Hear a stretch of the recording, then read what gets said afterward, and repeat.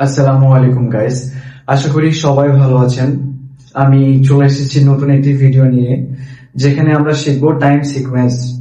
Time sequence বলতে আমরা সময়কে বিবৃতি করতে যে সিকোয়েন্স ব্যবহার করি সময়ের, সেটাই মূলত টাইম সিকোয়েন্স। এই যে ধরুন, কথা বলতে গেলে যদি বলা হয়, কিরে আজকে তুই কি করছিস সারাদিন, আমরা যেমন বলি প্রথমে ঘুম থেকে উঠছি, তারপরে দাঁত মাজছি, তারপরে খাইছি, তারপরে অমুক তমুক এই সেই। লাইক এই যে সিকোয়েন্স জিনিসটা ধরে রাখা, একটার পর আরেকটা, একটার সাথে কানেক্ট রেখে আরেকটাতে যাওয়া।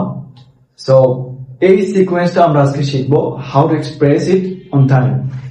টাইম সিকোয়েন্সকে প্রকাশ করতে হলে সর্বপ্রথম আমরা শুরু করব first day.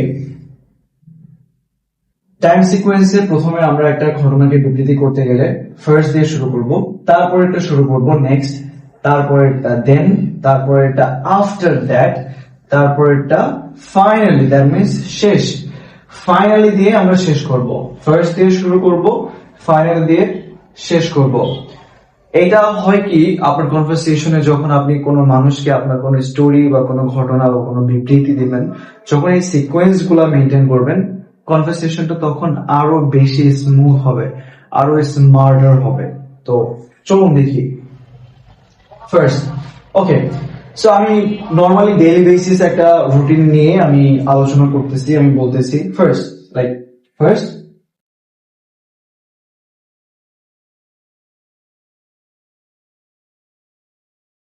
First, I wake up. Next, I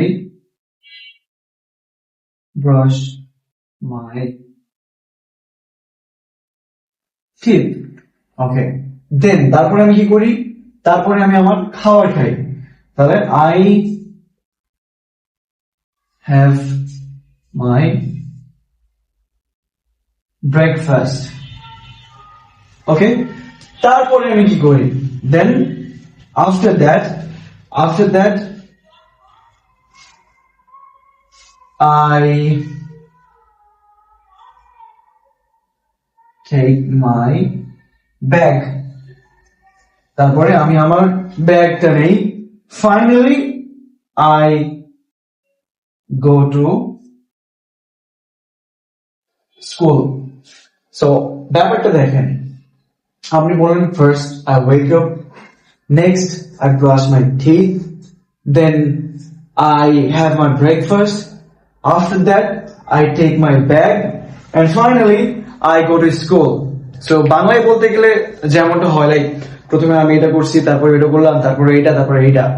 So ইংলিশে this is how you express on a time sequence. So this was the matter of time sequence. নেক্সটে কি ভিডিও পেতে চাও, নেক্সটে কি শিখতে চাও, আমাকে কমেন্ট করে জানাও। আর ভিডিও যদি ভালো লাগে, definitely you welcome to like it. আল্লাহ হাফেজ।